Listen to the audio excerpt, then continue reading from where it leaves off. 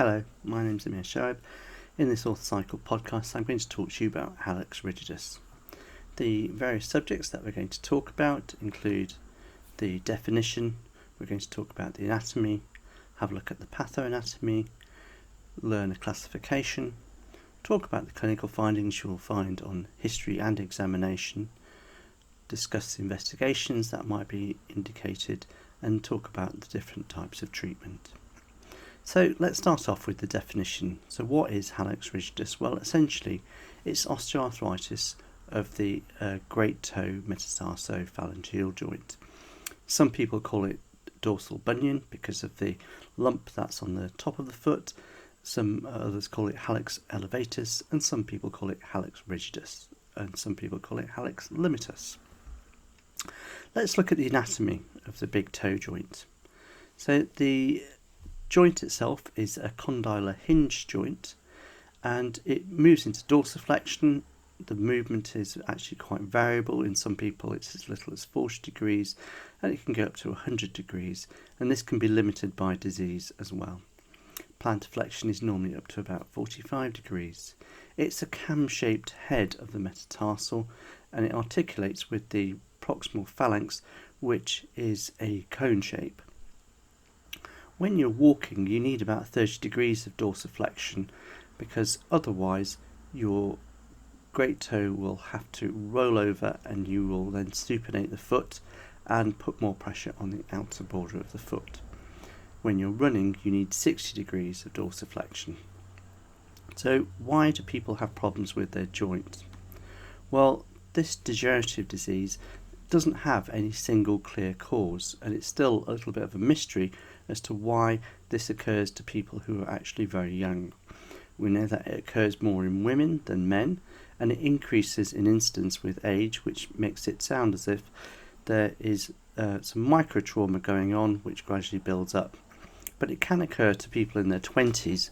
It might be because of high contact pressures within the joint itself. It's an unusual shaped joint because whereas your other joints are usually end loading, this is a joint where there's a lot of shearing.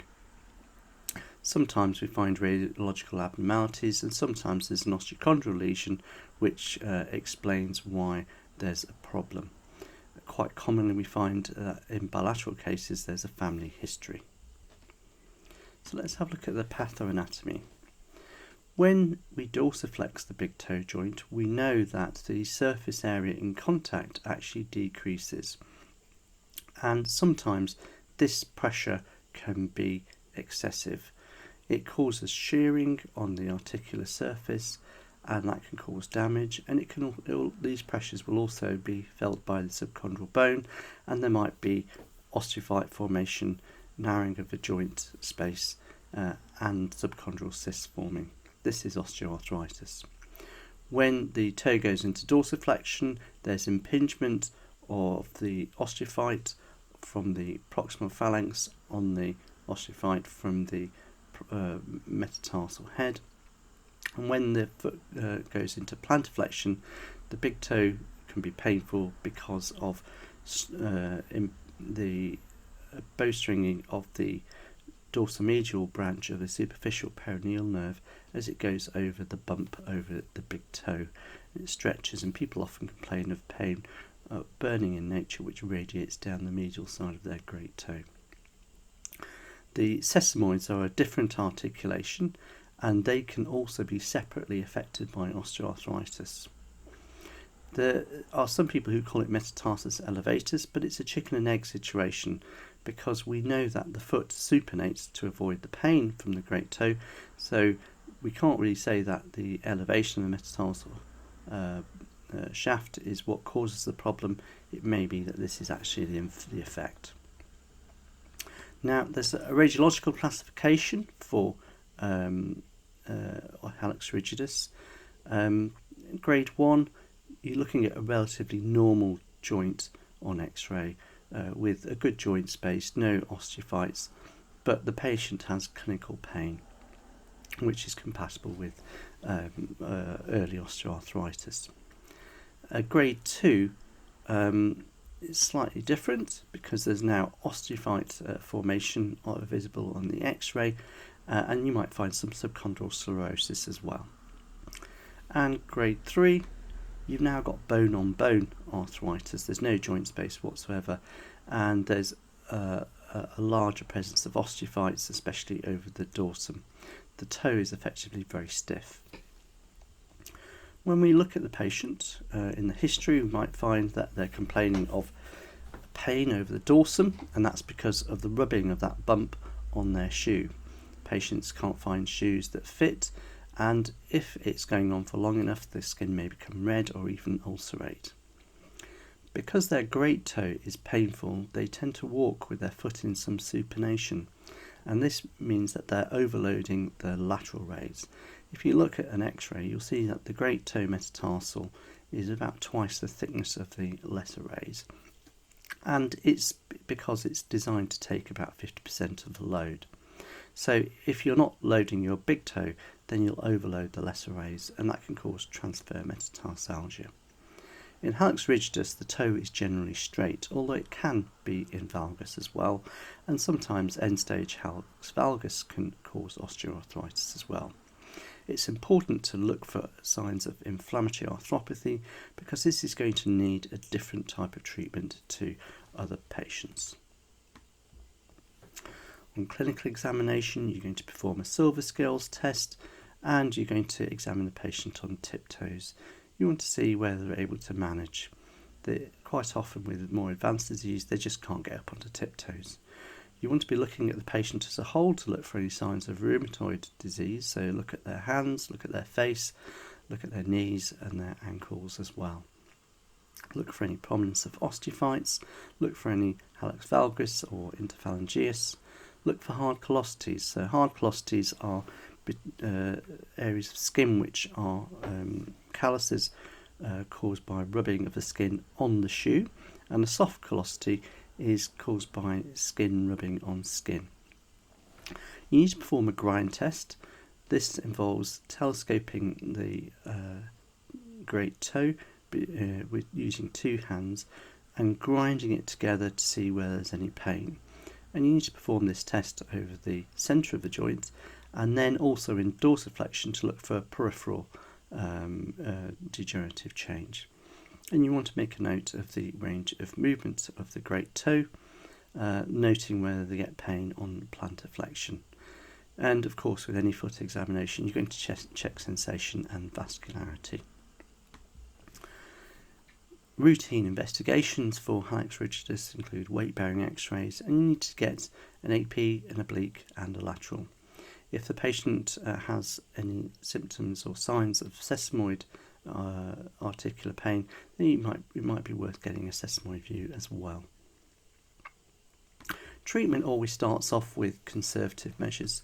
So if the great toe joint isn't moving or it's limited in movement, then rocker bottom shoes such as MBTs or Skechers or Hoka running shoes can sometimes be helpful and relieve the patient's pain without them needing to have any kind of intervention. Similarly, you could use a medium column posting to lift up the first ray, but this will supinate the foot, and it's possible to cause transfer metatarsalgia or lateral foot pain. If it's early disease and it's grade 1, you can't see anything on the x-ray, then if the patient's symptomatic, it might be worth performing an injection. It is possible in stage 2, when they've got some dorsal osteophytes, to perform a cheilectomy. There are dorsiflexion osteotomies, Moberg osteotomies described for this condition. The gold standard for treatment is fusion, which gives you the guaranteed result, but there are also joint replacements available. When you've got stage 1 disease, if you've investigated them, you might find that they have an osteochondral lesion, and this is something that could be diagnosed and treated with an arthroscopy of the great toe MTP joint. I've put in at the bottom Keller's excision arthroplasty, but this is not an operation that I perform, and it's something that's still discussed as a possible treatment by people who examine in exams and some of the old and bold. So what are we trying to do with surgery? Well, with cheilectomy, what we're trying to do is to remove the excess bone that's formed around the joint, and try and give them pain relief and more movement. In fusion, we're trying to give them a pain-free joint which is stiff, and in joint replacement we're actually trying to achieve the best of both. We're trying to give them movement and we're trying to relieve their pain as well. But often with many of the joint replacements available on the market, we give them the worst of both worlds, so they end up with a stiff toe which is also painful. And we're going to talk about the Cartiva, which some people think is the panacea for this. So you really want to be performing a cheilectomy if there's some joint space left, and it's a temporising procedure. You're expecting it to buy them 5 to 10 years, but in some patients it is all that they ever need. The osteophytes that you're going to remove are over the metatarsal head on the dorsum, and also on the medial and lateral sides if necessary. When you take off the dorsal osteophytes, it's quite normal to take off about a third of the articular surface as well, and of course you need to take off some osteophytes from the proximal phalanx, which often has a little beak. If the patient's got sesamoid arthritis, it's very tempting to perform a cheilectomy, but they're probably going to come back with pain still, and fusion might be the best option for them. Now, cheilectomy is normally performed as an open procedure, but it can be performed as a minimally invasive procedure as well. And the way this is done is using a burr which is only 2.5 millimeters wide, and making an incision about 3 or 4 millimeters wide, percutaneously creating a soft tissue envelope, and the burr's passed in, and this effectively just liquidizes the bone. And then once you've liquidized the bone, you can squeeze on the toe, and it's a bit like a teenager squeezing a pimple. You get a very satisfying white fluid coming out, which has got bits of bone in it, and this has to be flushed out with copious wash, so that there's no loose body left inside the joint. Now, in the open procedure, you'll be taking off a third of the joint surface. I don't do this with MIS cheilectomy because usually we can get a pretty decent dorsal range of movement just by shaving the surface flat. And the reason I do this is because I want to leave enough bone stock for a Cartiva if it's necessary in the future to perform another operation because the patient's not satisfied or still has some pain. Another operation is a dorsiflexion osteotomy, a Moberg osteotomy. This is a robbing Peter to pay Paul type operation. So you perform this when you've got good plantar flexion but you don't have enough dorsiflexion. And by performing this closing wedge osteotomy, you lose some plantar flexion but you gain some dorsiflexion. Of course, at the same time, you're going to perform a cheilectomy and remove the osteophytes. Fusion is viewed as the gold standard for Hallux Rigidus. We fuse the joint in a few degrees of valgus and 15 degrees of dorsiflexion. This creates a natural rocker bottom so that the foot can roll when they're walking. It's not as good as you would like. You'd prefer to have about 30 degrees, but then you've got to accommodate the fact that the toe's got to get into a shoe, and sometimes people do have difficulty putting a shoe on afterwards. Different types of fixation are described. So some people use screws, some people use staples, some people put plates on the dorsum in order to secure the arthrodesis. It's possible to perform it with minimally invasive surgery to remove the joint surface with the keyhole technique and then putting in 2 percutaneous screws.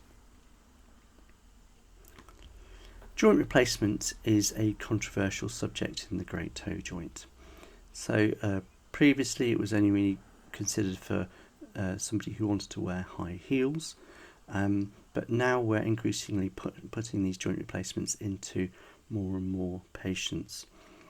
The bottom right picture shows a silastic joint replacement.